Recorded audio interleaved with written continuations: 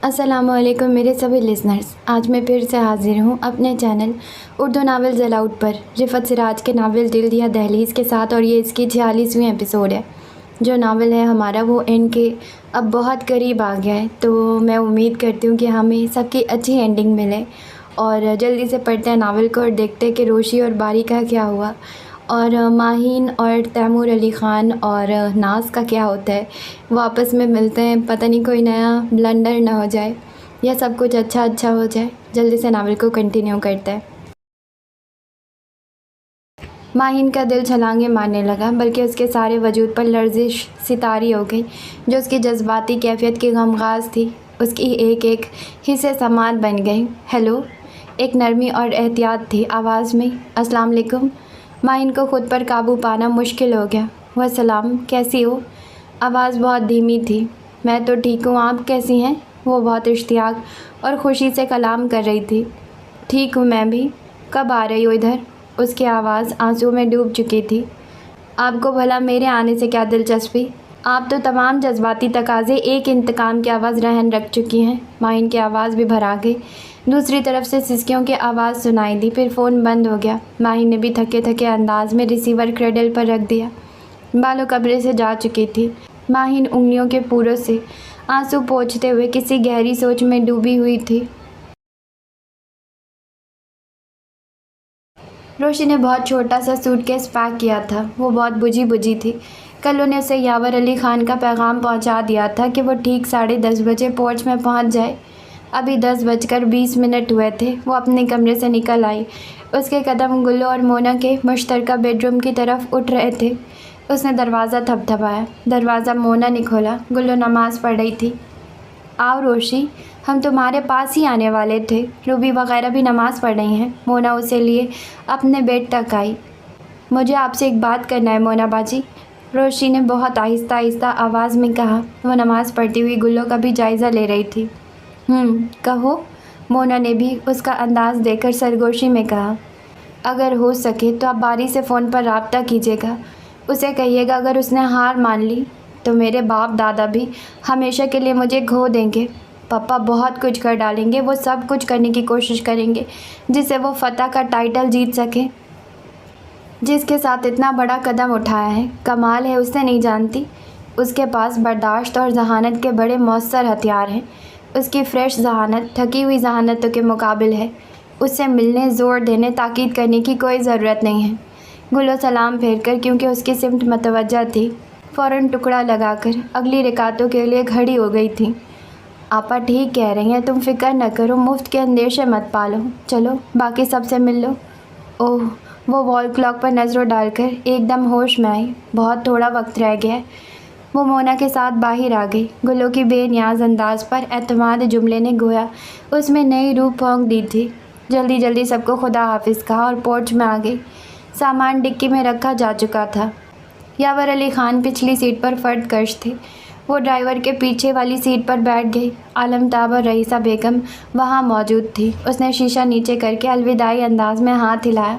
आलमताब का अंदाज़ इंतहाई सर्द, जबकि रईसा बेगम का मामूल के मुताबिक था। गाड़ी पोर्ट से बाहर निकल गई, मगर वो आलमताब के अंदाज़ पर ही गौर कर रही थी। ग्लास ऊपर करो, यावर अली ख़ान का अंदाज़ हुक्मिया और बहुत रूड था। उसने घबराकर जल्दी से शीशा ऊपर कर दिया। वो उसके बराबर में बैठे हुए थे। उसका सारा एतमाद हवा हो रहा था। या अल्लाह, 2.5-3 घंटे पप्पा के बराबर में बैठकर कैसे कटेंगे? ये तो है कि उस वक्त वो पर्सनल बातचीत से गुरेज करेंगे कि ड्राइवर साथ है। उस पर अपनी खफगी का इजहार भी नहीं करेंगे, हत्ता कि शायद उससे सिरे से बात भी ना करें। मगर उसे बराबर में बैठे हुए बाप से एक नफ्सियाती और फितरी खौफ महसूस हो रहा था। आधा घंटा तो उसने मुसलसल अपने दिल की धक धक अपने कानों से सुनी। बिलाखिर उसने खुद ही खामोशी को तोड़ा। पप्पा, रईसा पुप्पो ने कॉफ़ी का फ्लास्क भी रखा है, आप कॉफ़ी पियेंगे? No thanks. उन्होंने जेब से गोल्डन हाफ फ्रेम की नज़र की ऐनक नाक पर टिकाई और लेदर की फ़ाइल खोलकर अपने निजानों पर रखी। फिर जेब से पेंसिल टॉर्च निकाली। कलम फ़ाइल की जेब से खींचा और पेंसिल टॉर्च फ़ाइल पर डालकर मुताला करने लगे। गाड़ी के मध्यम रोशनी में गालिबन वो एहतियात के ज़मन में पेंसिल टॉर्च इस्तेमाल कर रहे थे। उस लम्हे वो उसे इतने अजनबी और दूर महसूस हुए कि ज़िंदगी में कभी महसूस नहीं हुए थे। इंतहा दर्जे की गारत थी। اس نے سیٹ کے بیک سے پشت ٹکا کر آنکھیں مون لی۔ اس کے رخساروں پر پھیلتے ہوئے آنسو کے قطرے اجنبیت کے محیط اندھیرے میں وہ نہیں دیکھ سکتے تھے۔ تیمور علی خان تو صبح 10 بجے ہی بڑی حویلی پہنچ چکے تھے، مگر بابا صاحب کہیں گئے ہوئے تھے۔ عالمتاب کی خوابگاہ میں وہ بڑے بھائی بصیر علی خان، عالمتاب اور رئیسہ بیگم کے ہمراہ بیٹھے تھے۔ وہ چاروں تیمور علی خان سے اس حیرت ناک واقعے پر گفتگو کر رہے تھے۔ تمہیں تو اس معاملے میں پڑھنا ہی نہیں چاہیے تھا، کم ہوئی ہے تمہارے ساتھ، بڑے ابا سنجیدگی سے کہہ رہے تھے۔ ہم کسی ایک فرد کے لیے کچھ نہیں کر رہے، ہمارے سامنے ساری حویلی کا سوال تھا۔ تیمور علی خان نے بھی اسی انداز میں جواب دیا۔ وہ بیوقوف لڑکی بہت کچھ کرنے کے در پر تھی۔ ہم نے تو بہت سے الزام اپنے سر لے کر بہت سے لوگوں کو ریلیف دیا ہے، ان میں وہ بھی شامل ہیں جن سے قیامت تک کسی بھلائی کی ہمیں امید نہیں۔ اور پھر اصولاً غیر فطری و غیر انسانی طرز عمل مشکلات ہی پیدا کرتا ہے، مسائل حل نہیں کرتا۔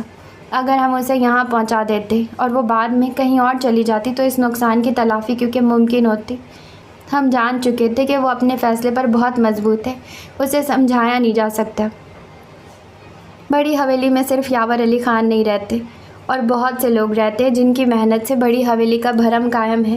سند کے جواب میں ضد، یہ کوئی دانائی تو نہیں ہے۔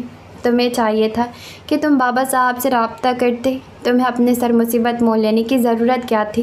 بصیر علی خان نے بھی اپنے دیر پا خاموشی توڑی۔ بصیر ٹھیک کہہ رہے ہیں، رئیسہ بیگم نے جلدی سے یوں کہا جیسے وہ بھی یہی کہنا چاہ رہی تھی۔ یہ صرف ہمارا فیصلہ نہیں تھا، اس کی ماں بھی موجود ہے جو ہمیشہ سے اپنے بچوں کو اپنے ساتھ رکھنے کی خواہش مند تھی۔ بچوں کے چھین لیے جانے پر جس نے ساری دنیا چھوڑ دی، روشانی کی ماں زندہ ہے۔ اس حقیقت کو کیوں بھول جاتے ہیں آپ لوگ؟ وہ ضد ہو کر گویا ہوئے۔ ٹھیک، تو پھر تمہیں چاہیے تھا کہ اسے سرائے میں روک لیتے، اسے واپس حویلی بھیجنے کی کیا ضرورت تھی؟ بڑے ابا نے اپنا خیال پیش کیا۔ مجھے ہمیشہ اس لڑکی کی سرکشی سے خوف آتا تھا۔ میں بابا صاحب سے کہا کرتی تھی کہ یاور سے کہیں وہ روشی کو اپنے ساتھ رکھا کریں، اپنی نگرانی میں اس کی پرورش کریں، مگر وہ ہمیشہ ٹال دیتے تھے۔ عالمتاب نے اپنی سنہری چوڑیوں کو ہاتھ سے ادھر ادھر کرتے ہوئے ناگوار لہجے میں کہا۔ بھابھی بیگم، اس طرح کے کیسز میں تو بچے کمپلیکس کا شکار ہو ہی جاتے ہیں، بصیر علی خان نے سمجھایا۔ ہم تو تیمور کو کہہ رہے ہیں کہ انہیں یہ انتہائی قدم نہیں اٹھانا چاہیے تھا۔ جب وہ خود کو ہمیشہ کے لیے پس منظر میں لے جا چکی ہیں تو انہیں ایکٹیو ہونے کا کیا حق پہنچتا ہے؟ بچے اس کے بغیر ہی بہت سے اہم مرحلوں سے گزرے ہیں، بڑے ابا نے خاصے تند لہجے میں کہا۔ اس نے بہت سے فیصلے دیوانہ وار کیے ہیں، اور ایسے فیصلے ہمیشہ دکھ پہنچاتے ہیں۔ گناہ گار و بے گناہ سب لپیٹے میں آ جاتے ہیں۔ رئیسہ بیگم کا لہجہ تلخ تھا۔ تیمور علی خان نے بہن کا چہرہ بغور دیکھا۔ اب ان باتوں کا مطلب بی جان؟ جلے ہوئے زخموں کی راکھ پر بیٹھ کر تعمیر نو کی منصوبہ بندی کی جاتی ہے، صرف ماتم نہیں۔ یاور بھائی رات اسے ساتھ لے گئے ہیں، تعمیر نو کے سارے منصوبے خاک میں ملے سمجھو۔ بصیر علی خان نے اپنی دانش میں حقیقت کی جانب توجہ دلائی۔ ہمارے لیے یہ اطمینان کافی ہے کہ وہ انہی کی اولاد ہے۔ اتنی آسان نہیں ہوگی ان کے لیے، محض وقت ضائع کریں گے۔ ہم نے ایک نگاہ میں اسے تول لیا تھا، اور وہ اپنی اولاد کو نہیں سمجھ سکتے؟ تیمور علی خان کے لہجے میں تلخی بھی تھی اور استہزاء بھی۔ یہ تو اسے شہ دینے والی بات ہوئی۔ یوں کہو، اس راستے میں تم نے بھی اپنی کبھی کی بھڑاس نکالی ہے۔ رئیسہ بیگم ایک کل کی لڑکی کو اتنی اہمیت دینے پر بھائی پر برس پڑیں۔ تیمور علی خان نے ایک نگاہ بہن پر ضرور ڈالی، مگر خاموش رہے۔ یاور کو سمجھایا نہیں جا سکتا، مقدمے بازی ہوگی، ایک تماشا بنے گا، حاصل نہ وصول۔ بڑے ابا کسی گہری سوچ سے باہر آئے۔ یہ منطق ہماری سمجھ میں آج تک نہیں آئی کہ انہیں سمجھانا سب ناممکن کیوں سمجھتے ہیں، اور ہمیں سمجھانے کو سارا زمانہ اٹھ کھڑا ہوتا ہے۔ وہ زیادتی در زیادتی کر گزرے، کوئی انہیں کچھ نہ کہے۔ ہم نے یہ قدم اسی اسپرٹ کے تحت ہی اٹھایا ہے کہ ان کے ہاتھوں زیادتی کا سلسلہ اب رک جائے۔ ہمیں اس بچی سے اپنی اولاد ہی کی طرح ہمدردی ہے جو والدین کی فطری محبت سے محروم رہی ہے، دوسروں کی زیادتی کا براہ راست شکار ہوئی ہے۔ ہم اس بچی کی زندگی کا اگلا موڑ خوشگوار دیکھنا چاہتے ہیں۔ ہم سب کچھ فیس کر سکتے ہیں، مگر اس بچی کا دل ہمیشہ کے لیے اداس نہیں کریں گے۔ نہ ہم خوف زدہ ہیں، نہ ہار ماننے کے موڈ میں ہیں۔ تم نے جس معاشرے میں پرورش پائی ہے، حویلی کا ماحول اس سے یکسر الٹ ہے۔ ہمارے ہاں لڑکیوں کو اتنی ذہنی آزادی دینے کا رواج نہیں ہے۔ بڑے ابا نے دو ٹوک انداز میں قطن کلامی کی۔ پہلے تو ہمیں یہ طے کر لینا چاہیے کہ ہمارا ضابطۂ حیات مذہب کے تحت ہونا چاہیے یا اپنے بنائے ہوئے رواجوں کے مطابق۔ 2 کشتیوں میں سوار ہو کر کتنی دور تک سفر کیا جا سکتا ہے؟ مذہب لڑکیوں کے گھر سے فرار ہونے کی حوصلہ افزائی نہیں کرتا، عالمتاب جیسے تڑپ کر بولی۔ وہ فرار نہیں ہوئی تھی، ہمارے پاس آئی تھی، شادی کرنے کی نیت سے نہیں، صرف اس خیال سے کہ اس کی شادی جو زبردستی کی جا رہی ہے اسے روک دیا جائے، اور ہم اس کی نظر میں شاید اس قابل تھے کہ اس کے خیالات بابا صاحب تک پہنچا دیں اور شادی رکوا دیں۔ تو پھر تمہیں یہی کرنا چاہیے تھا، تم بابا صاحب سے بات کرتے نا۔ رئیسہ بیگم نے فوراً ان کی بات پکڑ لی۔ مگر ہم تصویر کا دوسرا رخ بھی تو دیکھ رہے ہیں کہ وہ شادی کیوں کرنا نہیں چاہتی، اور پھر ہمیں اپنے طور پر پتہ چل گیا کہ وہ علم الدین کے ہاں شادی پر کیوں رضامند نہیں ہے، اور اصل پیچیدگی تو یہی سے شروع ہوتی ہے۔ اپنے طور سے کیا مطلب؟ بصیر علی خان نے چونک کر بھائی کی شکل دیکھی۔ ہم وضاحت سے معذور ہیں، مگر ہماری بات کا اعتبار کیا جائے۔ تیمور علی خان جزبوز ہو گئے۔ ہمارے ہاں اس قسم کی آزادی لڑکیوں کو نہیں دی جاتی۔ عالمتاب ناگوار لہجے میں گویا ہوئی۔ وہ کسی قسم کی معیوب حرکت میں ملوث نہیں پائی گئی۔ تیمور علی خان نے بے ساختہ انداز میں دفع کیا۔ یہ کیا کم معیوب حرکت ہے کہ وہ بلا اجازت حویلی سے نکل کھڑی ہوئی تھی اور پیچھے پیچھے وہ چل دیا۔ عالمتاب صاحب کا انداز میں گویا ہوئی۔ اسے بابا صاحب نے کام سے بھیجا تھا، اسے روشی کے وہاں موجود ہونے کا علم نہیں تھا، یہ بات ہم وثوق سے کہہ سکتے ہیں۔ تیمور علی خان مضبوط لہجے میں کہہ رہے تھے۔ وہ یاور علی خان کی بیٹی ہے، اس کے معاملے میں تم نے مداخلت کر کے بہت برا کیا ہے، کاش یہ بات تمہارے سمجھ میں آ سکتی ہے۔ بڑے ابا زیچ انداز میں کہہ رہے تھے۔ وہ ہماری بھی کچھ لگتی ہے، ہم اس کے وجود کی حقیقت تسلیم کرتے ہیں، جبکہ دوسرے اسے اپنے اپنے حصے کی دھول میں لپیٹ رہے ہیں، صرف اپنا اپنا سوچ رہے ہیں۔ یہ انتہائی ظلم ہے، ہمیں اپنے اقدام پر رتی برابر افسوس نہیں ہے۔ تیمور علی خان نے بڑی جرأت سے جواب دیا۔ تم نے برسوں پہلے بھی ایک صحیح قدم اٹھایا تھا، اس کے زخم تمہیں آج بھی تنگ کرتے ہوں گے۔ رئیسہ بیگم تلخی سے گویا ہوئی۔ اسی سبب تو اب دوسروں کو زخم خوردہ دیکھنے کی خواہش مند نہیں ہے۔ زخم کھایا ہے تو زخم کی سمجھ آئی ہے، اس کا ذائقہ پتہ چلا ہے۔ تیمور علی خان کا سکون کمال تھا۔ تمہارے پاس اپنے دکھ کیا کم تھے جو دھار مانگنے نکل کھڑے ہوئے؟ میرے چاند جیسے میرے بھائی، راج دلاری، میرے کلیجے کی ٹھنڈک، میری آنکھوں کے نور۔ رئیسہ بیگم بے تابی سے اٹھ کھڑی ہوئی اور تیمور علی خان کا سر اپنے سینے سے لگا کر ان کے سر پر بوسہ دیتے ہوئے پھوٹ پھوٹ کر رو پڑی۔ تم سے تلخ بات کرتی ہوں تو احساس گناہ سے مر جاتی ہوں۔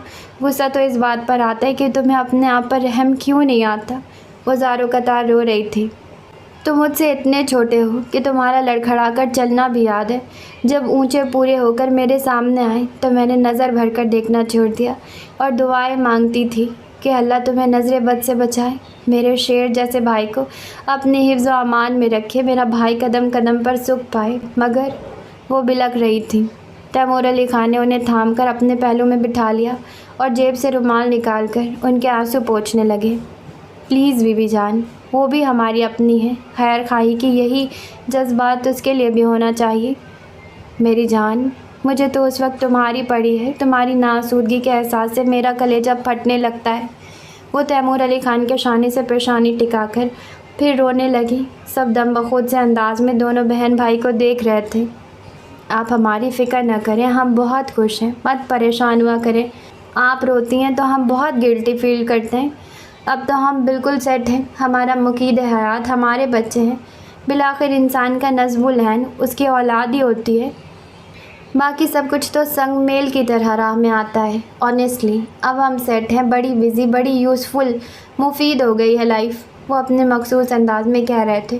وہ بہت کوشش کرتے تھے کہ ان کی گفتگو میں انگریزی شامل نہ ہو، مگر ایک عرصہ دیار غیر میں گزارنے کی وجہ سے ان کا محظوظ انداز گفتگو پختہ ہو چکا تھا۔ وہ بہن کو بہت دلسوزی سے سمجھا رہے تھے، بہلا رہے تھے۔ اسی دم ماما بلی اجازت لے کر اندر داخل ہوئی۔ چھوٹے خان کو بابا صاحب بلا رہے ہیں، وہ کہہ رہے ہیں کہ وہ دیر سے انتظار کر رہے ہیں۔ ماما ایک مشینی انداز میں پیغام پہنچا کر معمول کی طرح پلٹ گئی۔ بڑے ابا اور بصیر علی خان بھی تیمور علی خان کے ساتھ ہی اٹھ کھڑے ہوئے۔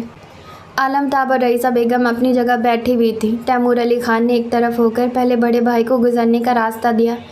یہ بھائیوں کی جذباتی وابستگی ہی تھی کہ وہ تیمور علی خان کو باپ کے سامنے تنہا نہیں چھوڑنا چاہتے تھے۔ تینوں بابا صاحب کی خوابگاہ میں داخل ہوئے تو انہوں نے تینوں کے چہرے پر باری باری نظر دوڑائی تھی۔ الجھن ان کے چہرے سے واضح تھی۔ وہ شملہ اتار کر اپنا سر سہلانے لگے تھے۔ تینوں کے سلام کا جواب بھی انہوں نے اشارے سے دیا تھا۔ آؤ بیٹھو، بہت بےتابی سے تمہارا انتظار کر رہے تھے۔ ان کے لہجے میں کوئی خاص کیفیت نہیں تھی، معمول کا انداز تھا۔ اندازہ تو ہوگا تمہیں کہ کیوں بلایا ہے؟ انہوں نے اچٹتی سی نظر بیٹے پر ڈالی۔ جی، تیمور علی خان جی کہہ کر خاموش ہو گئے۔ وہ اور بصیر علی خان خاصے فاصلے پر تھے، جبکہ بڑے بھائی باپ کے پہلو میں بیٹھ گئے تھے۔ جو کچھ ہو چکا ہے اس کی تفصیل دہرانا بے معنی ہے۔ ہم کس صدمے سے گزر رہے ہیں یہ بتانا بھی ضروری نہیں۔ بات تو بس یہ ہے کہ اس مسئلے کا کیا حل نکالا جائے۔ تمہیں برا بھلا کہنے سے اگر مسئلہ حل ہو سکتا تو برا بھلا ہی کہہ لیتے۔ یہ کیا کر دیا تیمور؟ وہ بڑے تسلسل سے بولتے بولتے ایک دم خاموش ہو گئے۔ مسئلہ تو یہی ہے بابا صاحب کہ حویلی میں مسئلے تو پیدا ہوتے ہیں، مگر ان مسئلوں کا کوئی پراپر سلیوشن نہیں نکالا جاتا، بلکہ مسئلے کے جواب میں نیا مسئلہ پیدا کر دیا جاتا ہے۔ روشانی کی شادی ہونا تھی، اس کی ماں کی پسند سے ہو گئی، بس۔ تیمور علی خان کا انداز قطعاً دو ٹوک اور پرسکون تھا۔ اور بس نہیں، روشانی کا باپ زندہ ہے، الحمدللہ موجود ہے۔ بابا صاحب کے لہجے میں ناراضگی تھی۔ اگر اس نگاہ میں پوائنٹ آف آبجیکشن یہ ہے کہ اس کی ماں نے اس کیس میں حصہ لیا ہے کہ باوجود اس کے اس نے بیٹی کی پرورش میں حصہ نہیں لیا، تو یہ بالکل فضول ہے۔ اگر ماں نے اس کی پرورش میں حصہ نہیں لیا تو اس کے باپ نے بھی اس کے گرون اپ ہونے تک لا تعلقی اختیار کر رکھی۔ اس کی پرورش بڑی بیوی جان نے کی ہے۔ اگر پرورش کرنے والی کی پوزیشن ڈسکس ہو رہی ہے اور صرف اس کا رول ہی امپورٹنٹ ہے تو پھر بڑی بیوی جان کے علاوہ اس کیس میں کسی کو حصہ نہیں لینا چاہیے۔ ہمارے موجود ہوتے ہوئے کوئی بھی امپورٹنٹ نہیں ہے۔ یہ ہمارے خاندان کا مسئلہ ہے جس کی باغ دوڑ ہمارے ہاتھ میں ہے۔ علم الدین کے ہاں رشتہ ہم نے طے کیا تھا اور اس سے مشورہ تک نہیں مانگا تھا، صرف اطلاع دی تھی۔ اس نے تسلیم کیا تھا۔ اس نے ہمیں ایک لقطے کے لیے بھی احساس نہیں دلایا تھا کہ وہ روشانی کے باپ کی حیثیت سے صرف خود کو فیصلہ کرنے کا مستحق سمجھتا ہے، اور وہ جسے ہم نے بیٹے کو قربان گاہ پر چڑھا کر خاندانی تحفظ دیا، اس نے اتنی زحمت بھی نہیں کی کہ ہم سے اس موضوع پر بات چیت کرتی۔ آج وہ خود کو مکمل فیوڈل لیڈی سمجھ کر فیصلے کر رہی ہے، جیسے سب مر چکے ہوں، اس کا کوئی بڑا سر پر موجود نہ ہو۔ بابا صاحب کے انداز سے غیظ و غضب جھلکنے لگا۔ یہ فیصلہ کن پوزیشن شاید ہم نے انہیں دی ہے، ان کا کوئی قصور نہیں ہے۔ وہ تو ایک مٹی کے کھلونے جیسی پوزیشن کے ساتھ ہمارے حوالے کی گئی تھی، ہم چاہتے تو توڑ کر رکھ دیتے۔ افسوس وہ ہمدردی کے سارے رشتے ڈسکنیکٹ ہو چکے تھے ان سے، مگر 20 سال کی طویل رفاقت کوئی معنی رکھتی ہے۔ انہوں نے تو جی بھر کر ہم سے لا تعلقی کا اظہار کیا ہے، ان کی ہم سے کبھی کوئی ڈیمانڈ نہیں رہی ہے، مگر ہم جانتے ہیں وہ ان دونوں بچوں کے لیے کتنا روئی ہیں جنہیں محض انتقاماً ان سے دور کیا گیا تھا۔ انہوں نے پہلی بار ہم سے کچھ مانگا، وہ بھی اپنی ذات کے لیے نہیں، اپنی بیٹی کے لیے۔ جو ماں خود ظلم کا شکار ہوئی ہو وہ اپنی اولاد کے ساتھ ذاتی کے احساس سے پاگل ہو جاتی ہے۔ مگر تم نے ہم سے تو کچھ کہا ہوتا۔ بابا صاحب نے بات کاٹ دی۔ اگر کوئی اچھا امکان نظر آتا تو ہم پہلی فرصت میں آپ سے بات کرتے۔ بابا صاحب، باری عبدالعلی مہندی کی اولاد ہے، ہمارے دوست کا بیٹا ہے، اور ہمارے بھائی کا تو یہ حال ہے کہ سرائے سے گزر کر آنے والے ہوا میں سانس لینا بھی پسند نہ کرے۔ تیمور علی خان کا لہجہ تلخ ہونے لگا۔ یہ غلط ہے، یاور باری کے لیے بہت نرم گوشہ رکھتے ہیں۔ بابا صاحب نے اختلاف کیا، مگر کسی معتبر انسانی رشتے کے حوالے سے نہیں، ایک غلام کی اندھی تابعداری اور ایفیشنسی کی وجہ سے۔ تیمور علی خان نے فوراً کہا، اتنے پڑھے لکھے روشن دماغ غلام بھلا کہیں ملتے ہیں؟ تیمور علی خان نے بھی بہت خفی سے ناراضگی کا مظاہرہ کیا۔ یہ تم ہمیں الزام دے رہے ہو؟ ہم نے اسے بہت محبت کی ہے، اسے اپنے ساتھ بٹھایا ہے، کھانا کھلایا ہے، وہ کہیں سے واپس آیا تو یہ تک نہیں پوچھا کہ کہاں سے آیا ہے۔ بابا صاحب کے غصے نے دکھ کی جگہ لے لی۔ جب وہ اتنا معتبر اور معتمد ہے تو پھر جھگڑا کیا معنی؟ تیمور علی خان نے فوراً کہا، جھگڑا یہ ہے کہ خاندانی لوگوں کے ہاں نکاح بیاہ اس طرح نہیں ہوتے۔ بابا صاحب نے تائید طلب نظروں سے بڑے بیٹے کی سمت دیکھا جن کی غیر جانبداری مسلم تھی۔ مگر خاندانی لوگوں کے ہاں سچویشن اس طرح کی ہو جیسے کہ ہماری اور روشانی کی ممی کی ہے تو پیٹنٹ فارمولے کرش ہو جاتے ہیں اور بہت سی عجیب و غریب باتیں کبھی بھی سامنے آ سکتی ہیں۔ تیمور علی خان کی حاضر دماغی عروج پر تھی۔ تیمور، تمہیں احساس ہے کہ ہم کس عظیم دکھ سے دوچار ہیں؟ بابا صاحب کی آواز سے شکستگی سی ٹپکنے لگی۔ تم نے تو ہمارا جلال، ہماری آن، ہمارا اعتماد مٹی کر دیا۔ اتنی محبتوں کے جواب میں یہ حق بنتا ہے ہمارا؟ یاور کو ہم سمجھا سکتے ہیں نہ بہلا سکتے ہیں، البتہ تم سے کچھ امیدیں تھیں۔ بابا صاحب، معذرت کے ساتھ، جب پہلی بے اصولی ہو جاتی ہے تو پھر اصول کی بات مذاق بن جاتی ہے۔ ایک نسل جو مقدر کے طے شدہ دکھوں سے گزرتی یہاں تک آ پہنچی ہے، اسے اپنی نئی نسل کی خوشی کا اہتمام کرنے کی پاداش میں دکھوں کے عظیم انتہا تک لے جانے کون سی اصول پرستی ہے؟ اصول سے اصول واضح ہوتے ہیں، اصول کے معنی حقیقت اور فطرت کے ہیں۔ محض اپنے اندیشوں کے سبب حقیقت کو مسخ کرنا اور اس طرح کے فیصلے کرنا جو انسانوں کو زندہ درگور کر ڈالے، یہ فطرت کا حقیقت کا کون سا رخ ہے؟ حقیقت تو یہ ہے کہ کسی بھی قسم کے نقصان سے بچا جائے، دکھوں کا سلسلہ روکنے کی آنیسٹلی کوشش کی جائے۔ بصیر علی خان نے ٹائی کے نوٹ ڈھیلی کرتے ہوئے بالآخر خاموشی توڑ ڈالی۔ بابا صاحب نے چونک کر بصیر علی خان کی سمت دیکھا۔ یاور بھائی نے جو کیا اس کا ان کے پاس کوئی ثبوت نہیں تھا۔ ایک بہت اچھی، کارآمد، شاندار، باشعور خاتون ضائع ہو گئی کہ انہوں نے اپنی ذات مائنس کر دی، مگر آپ کی وجہ سے، تیمور کی وجہ سے وہ ہولناک تباہی سے بچ گئیں۔ انہیں کچھ ریلیف ملا، مگر یہ فیکٹ ہے کہ وہ موجود ہیں۔ ان کے کان اپنی اولاد کے مسائل کی طرف لگے رہتے ہیں۔ ایک جیتا جاگتا انسان وش واش نہیں ہو سکتا۔ حد درجہ دکھ اٹھانے والی خاتون ان سے کوئی اچھی امید نہیں رکھ سکتی۔ ان کے فیصلے کو ماضی کے تناظر میں دیکھا جائے۔ بصیر علی خان نے کسی منجھے ہوئے وکیل کی طرح تیمور کے حق میں دلائل دیے۔ تیمور علی خان بھی جیسے یکسر احساس تنہائی سے باہر نکل آئے۔ وہ اپنی بیٹی کو لے کر جا چکا ہے۔ بڑے ابا نے گویا اطلاع دی اور یوں ظاہر کیا جیسے وہ سب لا حاصل بحث کر رہے ہوں۔ سو واٹ، اب وہ کچھ نہیں کر سکتے۔ یہ وہ کیس ہے جس میں ان کی سیٹ بھی ان کی کوئی مدد نہیں کرے گی، تیمور علی خان نے اطمینان سے کہا۔ مگر ایک لا حاصل رسا کشی تو شروع ہو گئی۔ بڑے ابا مزید گویا ہوئے۔ وہ نہیں مانے گا تیمور، بابا صاحب بھی تھکے تھکے انداز میں گویا ہوئے۔ اب ان کے نہ ماننے سے کوئی فرق نہیں پڑے گا۔ اگر وہ کورٹ میں جا سکتے ہیں تو ہم بھی ڈائریکٹ آئی جی سے بات کر سکتے ہیں۔ تیمور علی خان کا انداز بھی دو ٹوک تھا۔ کچھ خوف خدا کرو، اپنے باپ کی عزت کا احساس کرو، بابا صاحب آزردگی سے کہہ رہے تھے۔ جوان اور فیصلہ کن اولاد کے سامنے ایک باپ کا آخری ہتھیار یہی ہوتا ہے۔ آپ ابھی بے بس نہیں ہیں، فیصلہ کن پوزیشن میں ہیں۔ آپ انہیں کہیے کہ وہ رخصتی کی تیاری کریں، بلکہ انہیں تاریخ دیں۔ تیمور علی خان نے بحث سمیٹی۔ کاش یہ اتنا آسان ہوتا، وہ ہمیشہ کے لیے حویلی تو چھوڑ سکتا ہے، مگر وہ کچھ کہتے کہتے خاموش ہو گئے۔ تو چھوڑ کیوں نہیں دیتے؟ جذباتی وابستگی کی حس تو یوں بھی نہیں ہے ان میں، کچھ فرق نہیں پڑے گا ان پر۔ تیمور علی خان کے لہجے میں بلا کی بے رحمی تھی۔ یہ تم کہہ سکتے ہو، بالآخر اولاد ہے ہماری، اس نے تو خود کو تنہا کر لیا ہے، بابا صاحب دکھ سے کہہ رہے تھے۔ وہ صرف نگیٹو سوچتے ہیں، گنجائش نہیں چھوڑتے۔ ایک کم عمر اور عملی لڑکی کو بھی وہ استعمال کر کے، حد ہوتی ہے سنگ دلی کی۔ ایک کو ٹارچر دینے کے لیے دوسرے کو استعمال کرتے ہیں۔ قدرت نے روشانی کی صورت میں انہیں بہت اچھا جواب دیا ہے۔ اس کارنر سے ہم بھی ریلیکس فیل کر رہے ہیں، آخر ہم بھی انسان ہی ہیں۔ تیمور علی خان بہت صفاقی سے کہہ رہے تھے۔ تو کیا تم نے اس کی بیٹی کو استعمال نہیں کیا؟ بھید تو پھر یوں کھلتا ہے۔ بابا صاحب نے مشکوک نظروں سے بیٹے کو دیکھا۔ نیچرلی ایسا ہوا ہے اور ہم حیران ہو گئے ہیں۔ ماہین سے البتہ ہمیں ہمدردی ہے اور آپ سے گلہ ہے۔ یہ مزاحمت جو آپ روشانی کے لیے کر رہے ہیں، ماہین کے لیے کرنا چاہیے تھی۔ تیمور علی خان شاکی نظر آئے۔ ہم تو اس کی بنجر ویران زندگی پر افسردہ تھے۔ سوچا تھا وہ زندگی میں حصہ لینا چاہتا ہے تو ہم دیوار کیوں بنے؟ پھر اس میں ماہین کی اپنی خواہش کا سب سے اہم رول ہے۔ بابا صاحب تو جیسے آج بیٹوں کے سامنے نہیں، خود اپنے ضمیر کی عدالت میں جواب دے رہے تھے۔ جانے کہاں جا سویا تھا ان کا تنتنا۔ بہرحال آپ انہیں قائل کیجیے کہ اپنے اسٹیٹس کا خیال کیجیے اور کورٹ میں جانے کا خیال چھوڑ دیجیے۔ ہر قسم کھا کر کہہ سکتے ہیں روشانی ان کے خلاف ہی بولے گی۔ وہ پہلی پیشی میں ہار جائیں گے، خواہ وہ کتنا ہی پریشرائز کر کے روشانی کو کورٹ میں لے جائیں۔ ہمیں اندازہ ہے مگر وہ روشانی کو رخصت نہیں کرے گا، یہ بھی طے ہے۔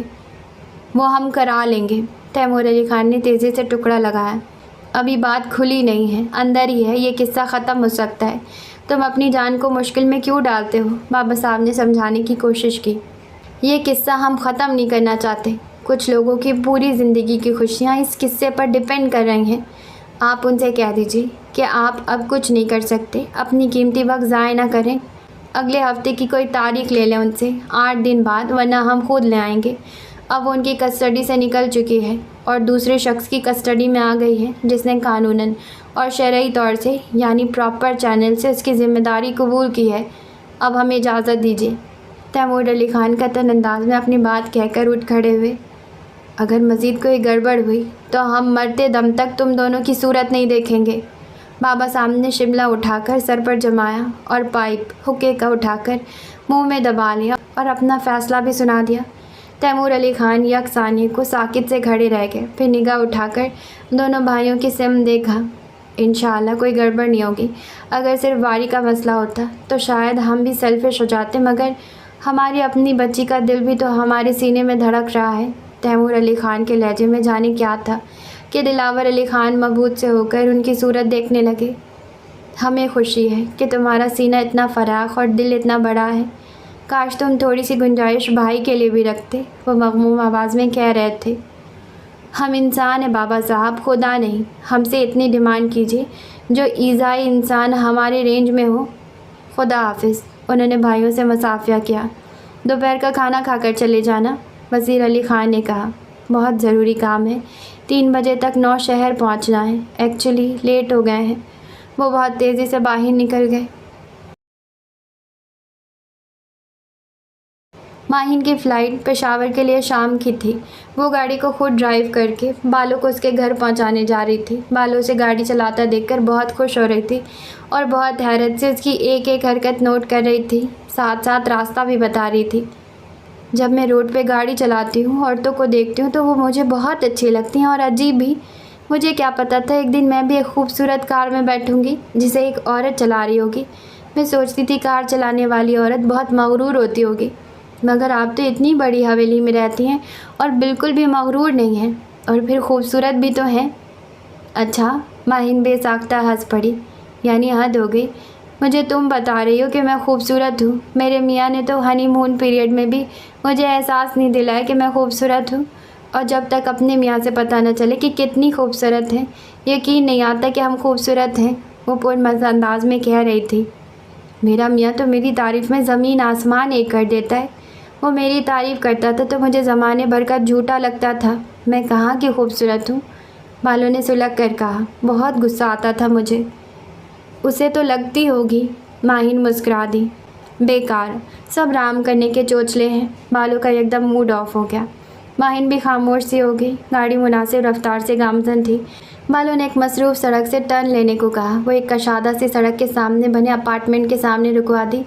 ماہین کو حیرت سی ہوئی کہ یہ تو بتا رہی تھی کہ بہت مفلوق الحال قسم کے مزدور کی بیٹی ہے، یہ تو ٹھیک ٹھاک قسم کے رہائشی علاقہ ہے۔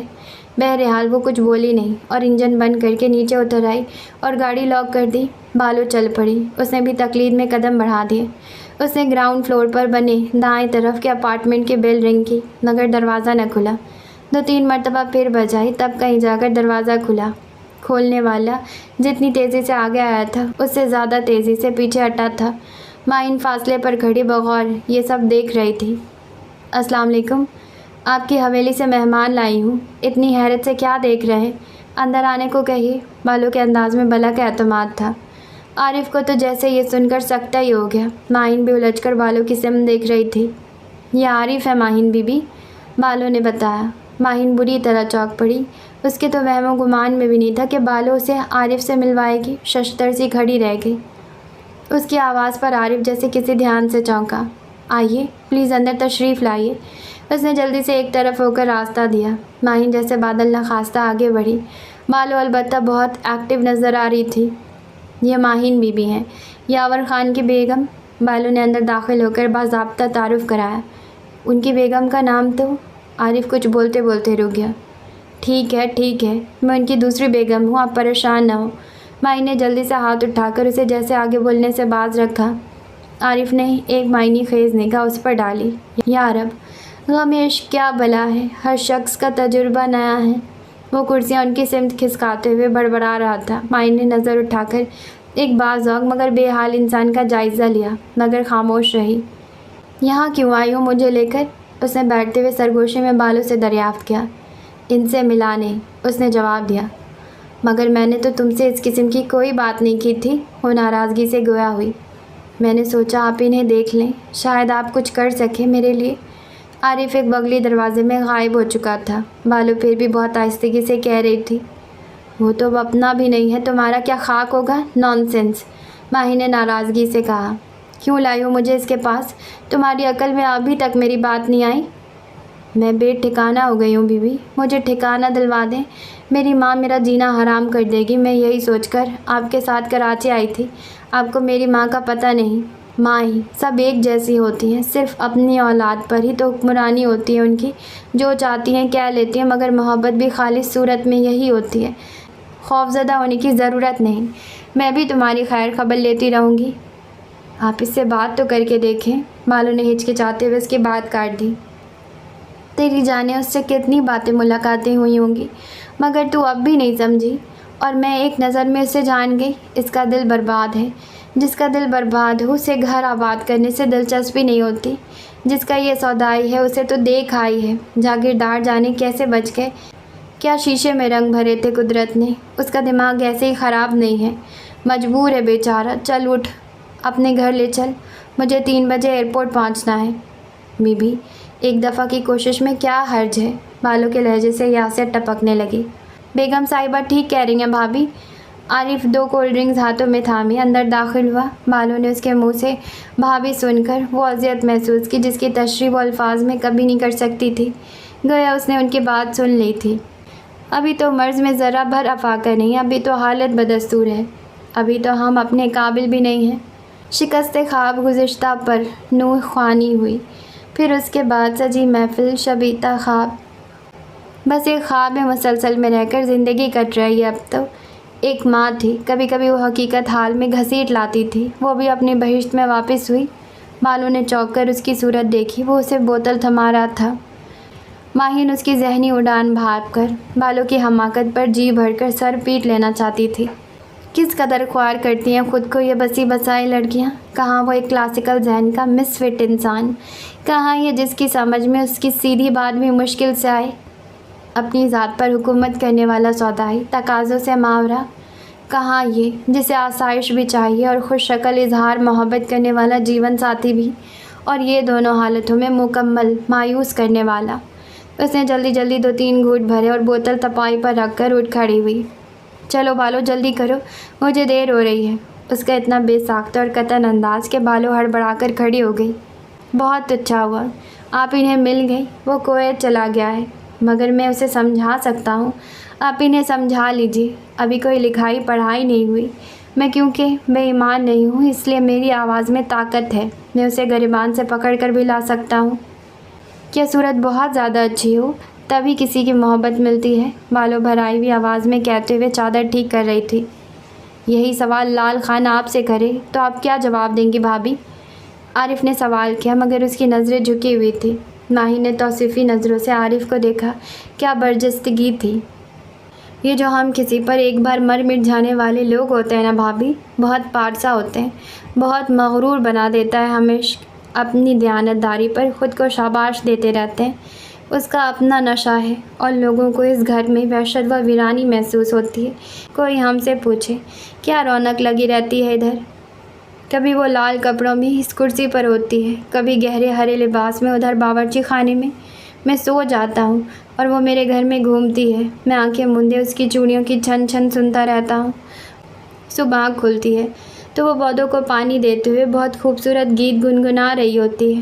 کبھی کبھی وہ روتی بھی بہت ہے۔ آدھی رات کو ایک دم میرے چہرے پر اس کے آنسو گرتے ہیں، میری آنکھیں پٹ سے کھل جاتی ہیں۔ ایک رات وہ بہت بلک بلک کر رو رہی تھی، میں اس کے سامنے دامن پھیلا کر اس طرح بیٹھ گیا جیسے نماز کے وقت بیٹھتے ہیں۔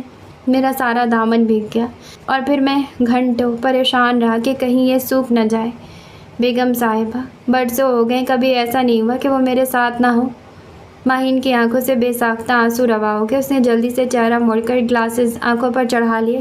آؤ بالو، اس نے ہکا بکا کھڑی بالو کو متوجہ کیا۔ وہ کشا کشا حیران پریشان ماہین کے پیچھے چل پڑی۔ خدا حافظ عارف، ماہین نے بھی کسی خواب کی کیفیت میں باہر نکلتے ہوئے کہا۔ یہ بڑے خاص، بڑے نایاب لوگ ہوتے ہیں، ان کی زیارت کی جاتی ہے، ملاقات نہیں کی جاتی۔ اب یہ اڑان بھرے گا اور اپنے اصل کی جانب بہت خالص ہو کر، بہت نکھر کر پہنچے گا۔ ان ایماندار لوگوں کی دنیا میں مخل نہیں ہوتے۔ یہ کوئی بزرگ تو نہیں ہے؟ بالو نے گمسم کیفیت سے باہر آ کر قدرے تلخی سے کہا۔ مٹی بڑی زرخیز ہے، توبہ کی توفیق ملنے کی دیر ہے۔ یہ راستہ تیری منزل کی طرف نہیں جاتا۔ چل تو مجھے اپنے گھر کا پتہ بتا۔ لے چلو بی بی گھر، میری ہڈیوں کا سورما بنا دے گی اماں۔ بالو دل گرفتہ انداز میں گویا ہوئی۔ کچھ نہیں کہے گی، میں جو ساتھ جا رہی ہوں وہ تو اتنی پریشان ہوگی کہ جانے کتنی منتیں مان کر بیٹھی تیری راہ دیکھتی ہوں گی۔ ماں کی سمجھ اس وقت اچھی طرح آتی ہے جب عورت خود ماں بن جاتی ہے۔ سارے خوف نکال پھینک، آگے کی سوچ۔ یہ بتا، لال خان نے تجھے 3 طلاقیں دی تھی یا کاغذ پر کچھ لکھ کر دیا تھا؟ ماہین خاصی تیز ڈرائیو کر رہی تھی۔ اس کا اب کیا ذکر؟ بالو ناگواری سے بولی۔ اسی کا تو ذکر رہ گیا اب تیری زندگی میں۔ سائے کے پیچھے دوڑ رہی ہے، ہوش نہیں ہے۔ جب کسی کے دل میں مطربہ جیسی عورت بس جاتی ہے پھر اس دل میں کوئی اور نہیں بستا۔ وہ تو ہر آن ہر لمحے اس کے ساتھ جی رہا ہے، نہ اس کا گھر خالی ہے نہ دل۔ تیرے ساتھ معاملہ دوسرا ہے۔ تیرے دل پر اب ایک بچہ قبضہ جمائے گا، پھر تو جاگ جائے گی۔ اگر یہ بچہ بھی تجھے نہ جگا سکا تو تیرا دل وہ نہیں جو محبت کے لیے خاص ہوتا ہے، اور جب دل خاص نہیں تو زارداد بھی خاص نہیں۔ پھر وقت اور حالات تجھے خود بخود سب کچھ بھلانے پر مجبور کر دیں گے۔ مطربہ کا عارف بھی تجھے یاد نہیں رہے گا۔ ہوا دراصل کچھ یوں ہے کہ طبیعت لال خان سے بیزار تھی، بس اس کا رد عمل ہوا ہے۔ قریب ترین عارف ہی تھا۔ ماہین خود کلامی کے انداز میں گویا ہوئی۔ جی؟ بالو ٹھیک سے سن نہیں پائی۔ کچھ نہیں۔ اب کس طرف جانا ہے؟ اورنگی ٹاؤن تو آ گیا؟ ماہین نے جیسے سر جھٹک کر خیالات کی یلغار سے جان چھڑاتے ہوئے پوچھا۔ مین مارکیٹ کی طرف، چاند بابو کے ہوٹل کے پیچھے، بالو پتہ سمجھانے لگی، مگر اس کا انداز بہت دل گرفتہ سا تھا۔ ماہین کی گاڑی گلی میں داخل ہوئی تو کھیل کود میں مگن ڈھیروں بچوں نے گاڑی کو گھیر لیا۔ انہی میں بالو کا بھائی بھی تھا، جو بالو کو گاڑی میں دیکھ کر ماں کو خبر دینے دوڑ گیا تھا۔ ماہین نے گاڑی لاک کر کے بچوں کے اجتماع پر ایک تشویش بھری نظر دوڑائی۔ یہ گاڑی کو کوئی نقصان تو نہیں پہنچائیں گے؟ اس نے فکر مندی سے بالو کی طرف دیکھتے ہوئے گلاسز اتار دیے۔ نہیں بی بی، گاڑی اچھی ہے اس لیے شوق سے دیکھ رہے ہیں۔ آپ فکر نہ کریں، میں اپنے بھائی سے کہہ دوں گی گاڑی کے دھیان رکھے۔ بالو ایک دم بہت مزاحمل نظر آنے لگی، تھکی تھکی اور شکست خوردہ سی۔ وہ ماہین سے آگے چلتے ہوئے اپنے گھر کے دروازے پر پہنچ گئی تھی، بدرنگ لوہے کے دروازے پر۔ اس نے ہچکچاتے ہوئے ہاتھ رکھا اور دباؤ ڈالتے ہوئے پلٹ کر ماہین کی سمت دیکھا تھا۔ دونوں آگے پیچھے اندر داخل ہوئی۔ ماں کو اطلاع مل گئی تھی۔ وہ حیرت سے گم، بالو کے بجائے ماہین کی سمت متوجہ تھی۔ سکتے کسی کیفیت تھی، ایسے سناٹے میں گھر گئی تھی جو گھٹا چھانے کے بعد پہلی بوند پڑنے سے پہلے ہوتا ہے۔ اس کا باپ نظر نہیں آیا۔ دوسرے بہن بھائی ماں کے ارد گرد اس طرح کھڑے ہو کر دونوں کو دیکھ رہے تھے جیسے چیل کی آواز سن کر چوزے مرغی کے پاس دوڑتے ہوئے پہنچتے ہیں۔ السلام علیکم اماں۔ بالو کی آواز نہایت پست تھی۔ بالو کی ماں آنن فانن گہری نیند سے جاگ گئی۔ اس نے شاید بالو کا سلام سنا نہیں تھا، مگر خود اس نے ماہین کو حیرت چھپانے کی کوشش کرتے ہوئے سلام کیا۔ کہاں سے لائی ہیں آپ اس منوس کو؟ وہ ایک کونے سے موڑھا اٹھا کر ماہین کی طرف بڑھی۔ تمام حسیات کے بیدار ہوتے ہی منفی مثبت بھی اجاگر ہونے لگا۔ ایسے نہ کہیں، بگڑی بات کو بنانے سے ہی زندگی میں سہولت آتی ہے۔ آگ پر آگ ڈالنے سے تو آنچ ہی تیز ہوتی ہے، ہو جاتی ہے انسان سے غلطی۔ آپ اس کی ماں ہیں۔ نہیں ہوں میں اس کرم و جلی کی ماں۔ ایسے گھر میں بیاہ کر گئی تھی کہ سارے محلے میں ہماری عزت بن گئی تھی، ناشکری بد نصیب۔ بالو کی ماں کی آواز بلند ہونے لگی۔ ماہین موڑے پر بیٹھنے کے بجائے اس کی ماں کی طرف از خود بڑھی اور اس کے شانے پر ہاتھ رکھ دیا۔ یہ میرے پاس آ گئی تھی اور بالکل خیریت رہی۔ اگر اب آپ نے سختی کی تو اس کے سامنے صرف سمندر ہے، اس لیے کہ اب یہ میرے پاس بھی نہیں آ سکتی۔ اب یہ اس حال میں ہے کہ سوائے آپ کے کوئی اس کا خیال نہیں رکھ سکتا۔ بیٹی ہے یہ آپ کی، لوگ تو غیروں کو معاف کر دیتے ہیں، یہ تو آپ کا اپنا خون ہے۔ آپ اس کے ابا کو عارف کے پاس بھیجیں۔ لال خان کویت چلا گیا ہے، عارف خود اسے سمجھائے گا۔ یا تو لال خان خود پاکستان آ جائے گا یا پھر عارف کوشش کر کے اسے لال خان کے پاس بھجوا دے گا، مگر اس وقت آپ اس کا خیال کیجیے، یہ اپنے شوہر کے بچے کی ماں بننے والی ہے۔ بیگم صاحبہ، بالو کی ماں نے کچھ بولنے کی کوشش کی۔ میں خود بھی عارف سے ملوں گی وقت نکال کر، اور یہاں بھی آؤں گی اس کا حال احوال معلوم کرنے۔ اس سے غلطی ہوئی، آپ کو بھی پتہ ہے، مجھے بھی پتہ ہے، میں پھر بھی اس کا بھلا چاہتی ہوں۔ کیا آپ نہیں چاہتی؟ بیٹی ہے یہ آپ کی، میرا خیال ہے 15-20 دن باقی ہیں۔ ماہین نے افلاس سے اٹے گھر پر ایک نگاہ ڈالی اور پرس کھول کر ہزار کے 5 نوٹ نکال کر اس کی ماں کے ہاتھ پر رکھ دیے۔ یہ بالوں کے ہیں، وقت قریب ہے، ضرورت ہوگی۔ آپ بیٹھیے تو صحیح بیگم صاحبہ۔ تنگ دستی کے تھپڑوں سے ہلکان عورت کے چہرے پر یکدم زندگی دوڑنے لگی۔ اس کا انداز و لہجہ یکدم بدل گیا، کچھ مائن کی شائستگی، کچھ مالی امداد کا فوری اثر تھا۔ مجھے جلدی ہے، دوسرے شہر جانا ہے، کچھ دنوں بعد کراچی آؤں گی تو بالوں کی خیریت معلوم کرنے ضرور آؤں گی۔ اب یہ گھر سے باہر جب بھی جائے گی آپ ساتھ جائیں گی۔ آپ لوگ لال خان سے رابطہ کرنے کی کوشش کریں اور جتنی جلد ہو سکے کریں۔ پھر وہ بالوں کی طرف پلٹی۔ دکھ سہنے والے، دکھ دینے والوں سے یہ کبھی نہ کبھی ضرور سننا چاہتے ہیں کہ دکھ دینے والے شرمندہ ہیں، اپنی غلطی پر شرمسار ہیں۔ اپنی ماں سے معافی مانگو۔ ماں کو دکھ دینے کے بعد جھولیاں خالی ہو جاتی ہیں، ہر شے سے برکت اٹھ جاتی ہے۔ بیوقوف، مذاق نہیں ہے، ماں ہے تیری۔ ماہین نے بالوں کو اس کی ماں کی طرف دھکیلا۔ بالوں کی ماں بالوں کے بجائے ماہین کے گلے سے لگ کر بری طرح رونے لگی۔ بیگم صاحبہ، مجھے نہیں پتہ پیٹ بھر کر روٹی کھا کر کیسا لگتا ہے، مجھے نہیں پتہ بے فکر ہو کر نیا کپڑا کیسے خریدتے۔ یہ پیسے والے گھر میں گئی تو مجھے لگا میں رج گئی ہوں، کھاتی یہ اور پیٹ میرا بھرتا ہے، پہنتی یہ اور مست میں ہوئی۔ چھلنی کر دیا اس نے مجھے اندر سے۔ وہ بلک بلک کر رو رہی تھی۔ ماہین کی آنکھیں بھیگ گئی، وہ اس کی پشت تھپ تھپا کر تسلی دینے لگی۔ ماہین نے چونکہ تیمور علی خان کو فیکس کر دیا تھا، اس لیے مطمئن انداز میں سفر تمام ہوا تھا۔ وہ صرف ایک چھوٹا سا سوٹ کیس ہمراہ لائی تھی، اس لیے اسے کسی ٹرالی کی ضرورت بھی پیش نہیں آئی تھی۔ وہ سوٹ کیس کو اٹھا کر باہر آ گئی تھی۔ دروازے سے باہر نکلتے اس نے متجسس نظریں ریلنگ تھامے ہوئے منتظر لوگوں پر دوڑائی تو عین سامنے تیمور علی خان کو پایا۔ دل میں عجیب سا سکون دھڑایا۔ وہ قریب آئی تو تیمور علی خان کا سلام آیا۔ وہ مسکرا دی۔ کیسی ہیں آپ؟ تیمور علی خان نے سوٹ کیس اس کے ہاتھ سے لے لیا۔ ٹھیک ہوں، بہت خوش ہوں۔ اس نے تیمور علی خان کے سراپے پر نظر دوڑاتے ہوئے جواب دیا۔ سیاہ شلوار قمیض، آف وائٹ ویسٹ کوٹ، سیاہ چمکدار پشاوری چپل، آنکھوں پر سیاہ گلاسز، گھنی سیاہ مونچھیں۔ وہ ایک قبائلی سردار کی تصویر نظر آ رہے تھے۔ فلائٹ ایکوریٹ ٹائم پر آ گئی۔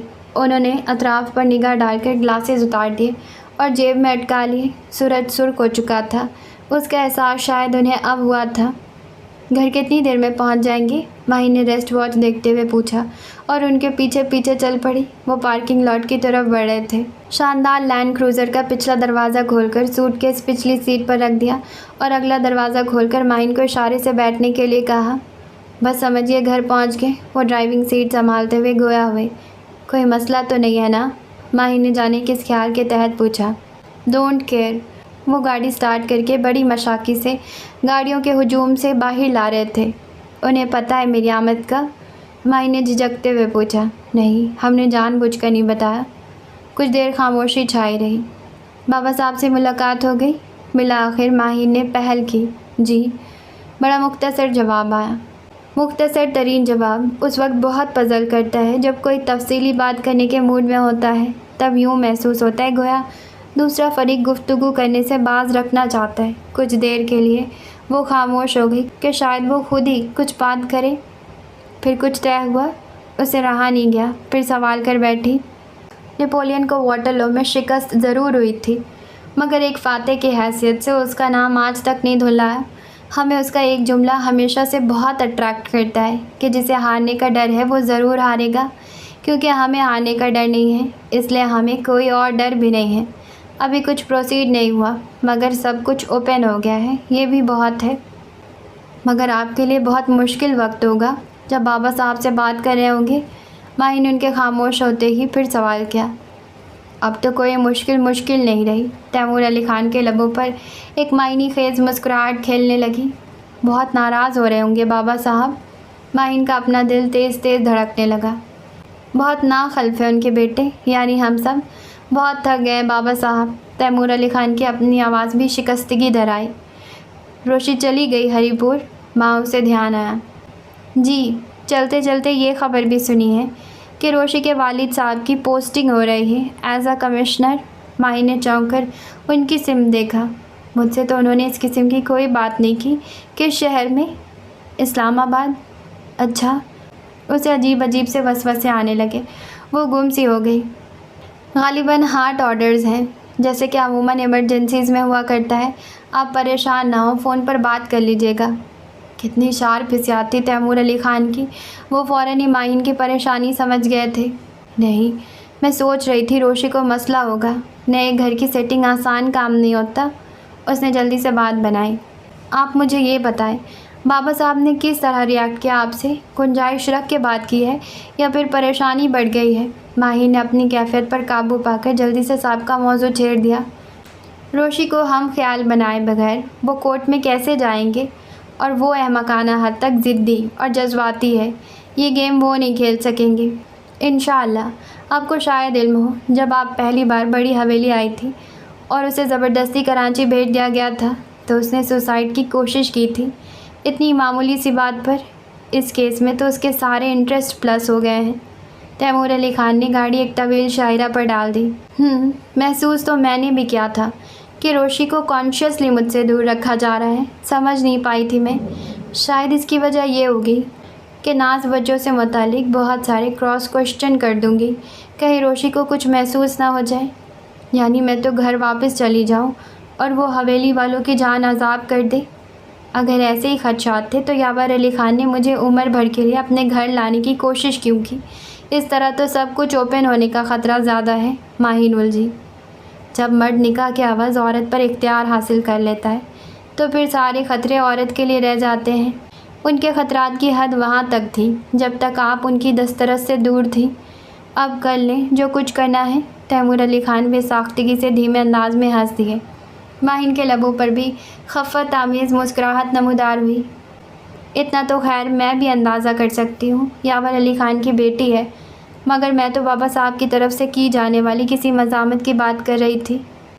وہ ہمارے کسی بھی کیس میں اسٹک نہیں ہوئے۔ پتہ نہیں ہماری لک ہے یا واقعی وہ ہم سے بہت بلکہ بہت سے بھی زیادہ بہت محبت کرتے ہیں۔ انہوں نے صرف ایک بار ہم پر جبر کیا تھا اور پھر اس کے بعد تو انہوں نے مدتوں ہم سے نگاہ نہیں ملائی۔ ہم جانتے ہیں کہ وہ بہت مجبور تھے، مگر شاید انہوں نے بھی ابھی تک خود کو معاف نہیں کیا۔ آپ بالکل پریشان نہ ہوں، ہم کس لیے ہیں؟ ماہین کو ان کے اس جملے سے اتنی تقویت محسوس ہوئی کہ باہر کے نظاروں کی خوبصورتی دھیان میں آنے لگی۔ باہر ٹرک کھڑے تھے، سامان لادا جا رہا تھا۔ روشی تھک کے چور ہو چکی تھی۔ ملازم سے چائے کا کہہ کر وہ لاؤنج میں آ بیٹھی۔ اس درجہ بوریت تھی کہ مر جانے کو جی چاہتا تھا۔ یاور علی خان اسے صبح سے نظر نہیں آئے تھے۔ ملازموں سے ہی اس سے پوسٹنگ اور پیکنگ کی اطلاع ملی تھی۔ اسے ہر قدم پر ماہین یاد آ رہی تھی۔ خالہ ہوتی تو وہ آرام سے بڑی سوتی رہتی۔ انہیں تو یوں بھی گھر کی مصروفیت بہت اچھی لگتی ہے۔ ملازم کی لائی ہوئی مرچیں تک انہیں پسند نہیں آتی۔ چادر اوڑھ کر خود کریانہ اسٹور پہنچ جاتی ہیں۔ وہ تو بہت خوش ہوتی ہیں اس اٹھا پٹک سے۔ ابھی جانا رہ گیا تھا کراچی۔ میں تو کچھ نہیں کروں گی اسلام آباد جا کر، بندھا پڑا رہے گا سامان، خود کریں گے آخر۔ وہ کوف بھرے انداز میں پاؤں کرسی پر رکھے بیٹھی تھی۔ آتے جاتے کسی ملازم نے کسی وجہ سے اسے مخاطب کرنے کی کوشش کی تو اس نے جھلا کر ہاتھ ہلا دیا۔ پپا سے بولو جو بولنا ہے۔ پھر کسی نے اسے کلام کرنے کی جرات ہی نہیں کی۔ ملازم چائے کے ساتھ یاور علی خان کا پیغام بھی لایا کہ اپنے بیڈ روم میں بلا رہے ہیں۔ پیغام سن کر اس کا دل تو دھڑکا تھا، مگر بظاہر ہر خشک انداز میں بولی تھی، کہہ دینا چائے پی کر آتی ہوں۔ جتنی دیر چائے پیتی رہی ادھیڑ بن ہوتی رہی۔ یہ کہیں گے تو وہ کہوں گی، وہ کہیں گے تو یہ کہوں گی۔ خالہ آپ نے اچھا نہیں کیا ایسے موسم میں اکیلا چھوڑ کر گئی ہیں۔ 15-20 منٹ بعد جب اس نے بیڈ روم کا دروازہ تھپ تھپایا تو ہتھیلیوں میں پسینہ اتر آیا۔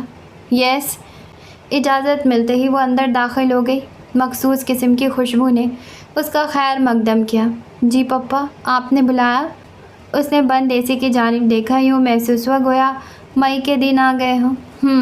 کوئی زیادہ لمبی چوڑی بات نہیں ہے، یہ کچھ پیپرز ہیں، ان پر سائن کرنا ہے۔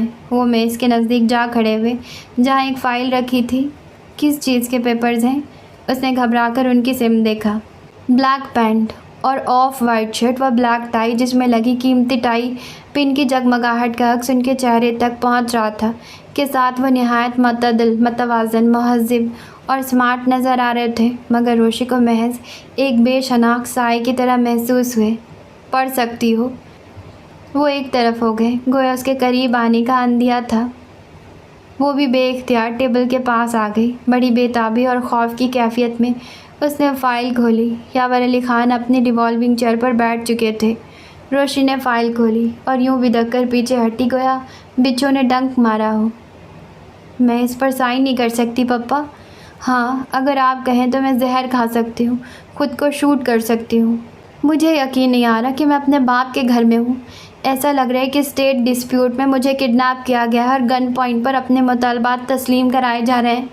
نہ بڑی بیوی جان ہے یہاں جو ایک بار مجھے ڈانٹتی ہیں تو بعد میں 10 بار میری پیشانی پر کس کرتی ہیں، نہ جواد بھائی ہیں جن سے میں لڑ بھی لیتی ہوں اور بہت سارے پیسے بھی مانگ لیتی ہوں۔ اگر آپ ہیں سو واٹ، زندگی میں کبھی لگا ہی نہیں کہ آپ میرے پپا ہیں۔ آپ حویلی آتے تھے تو بی بی جان کہتی تھی تمہارے پپا آئے ہیں، سلام کراؤ۔ بس میں آپ کو سلام کراتی تھی۔ میرے اور آپ کے بیچ صرف سلام ہے۔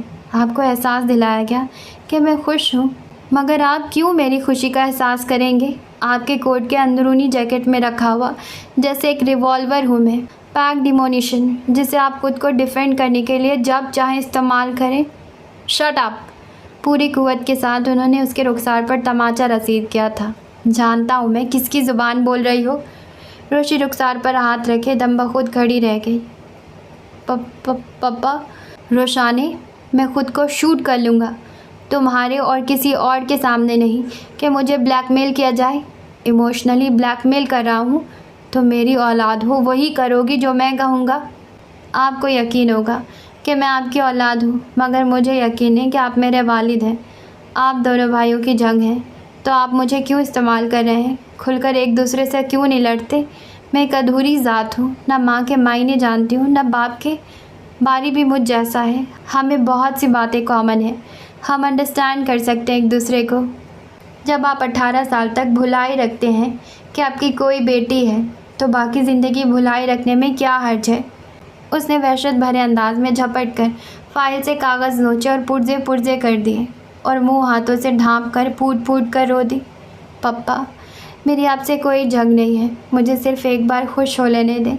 پپا، مجھے فیوڈل سسٹم کا پارٹ نہیں بننا، مجھے اپنے کمشنر باپ پر فخر نہیں کرنا، مجھے تو بس خوشی کا اعتبار چاہیے۔ آپ یہ سب نہ کریں۔ میں آپ سے پرومس کرتی ہوں کہ میں دونوں حویلیوں میں زندگی بھر قدم نہیں رکھوں گی۔ کیا ہوا تھا آپ کے ساتھ؟ کیا آپ کے سینے میں دل نہیں رہا؟ آپ مجھے ہی نہیں، سب کو ایک مہمان جیسے کیوں محسوس ہوتے ہیں؟ آپ اپنے کیوں نہیں لگتے؟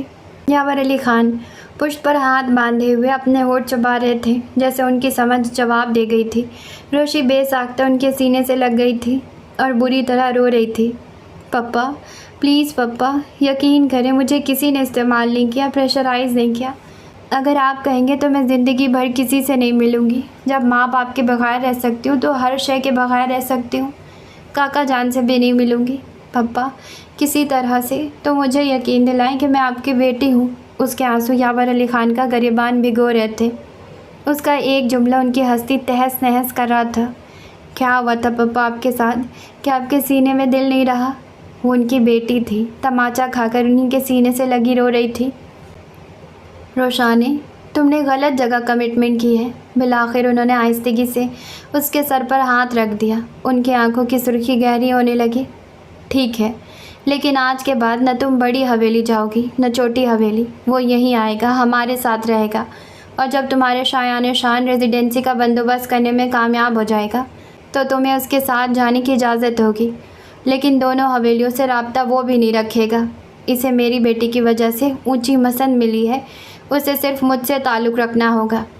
اگر اس کے قبیلے والے اس کی سرداری کا حق تسلیم کریں اور سردار بنانا چاہیں تو تمہیں میرا گھر چھوڑنے کی اجازت ہوگی۔ تم اس کے ساتھ اس کے قبیلے جا سکتی ہو، مگر دریا بستی یا سرائے نہیں۔ جانے کون کون سی مصلحتیں انہیں کس کس پیش بندی پر مجبور کر رہی تھی۔ روشی ایک دم ان سے دور ہٹ کر بے یقینی سے دیکھنے لگی، جیسے سماعت کا دھوکہ ہوا ہو۔ وہ کچھ کہہ رہے ہوں، وہ کچھ اور سمجھ رہی ہو۔ میرا خیال ہے مجھے کبھی اپنی بات دہرانے کی ضرورت پیش نہیں آئے گی. اب تم جا سکتی ہو. Be easy, be happy. وہ چیئر پر دوبارہ بیٹھ گئے اور کاغذ کے ٹکڑے سمیٹنے لگے. روشی کو یوں محسوس ہوا اس نے باپ کے ساتھ بہت زیادتی کی ہے. ایک حزن، ایک شکستگی ان کے چہرے سے آشکار تھی. تو آج کے لیے بس اتنا ہی. میں نے کوشش کی کہ میں سین ایٹ لیسٹ کمپلیٹ کر دوں، آپ کو یوں لٹکتا ہوا نہ چھوڑوں. تو روشی کے پاپا مان گئے ہیں، لیکن یہ کیسا ماننا ہوا کہ اسے سب سے دور کر دیا ہے. پتہ نہیں کیا کیا ہوتا ہے اور آخر میں کیا ہوگا، کیسے سب کچھ ٹھیک ہوگا. اور مجھے تو فکر لگی ہے کہ نازنین اور تیمور علی خان، ان کی آپس میں بانڈنگ بالکل اچھی نہیں ہے. تو ان کی بانڈنگ کیسے اچھی ہوگی، اور تیمور علی خان اور باری اور روشی دونوں ساتھ ساتھ خوش کیسے رہیں گے، کیسے ہیپی اینڈ ہوگا. تو یہ دیکھنے کے لیے میں بےتاب ہوں. اور مجھے لگتا ہے کہ اب 2 ایپیسوڈ اور رہ گئے ہیں صرف اور صرف. تو ہم ملتے ہیں کل آنے والے ایپیسوڈ کے ساتھ. جانے سے پہلے چینل کو سبسکرائب کریں، لائک کریں، شیئر کریں، کامنٹس کریں. Okay, tata, bye.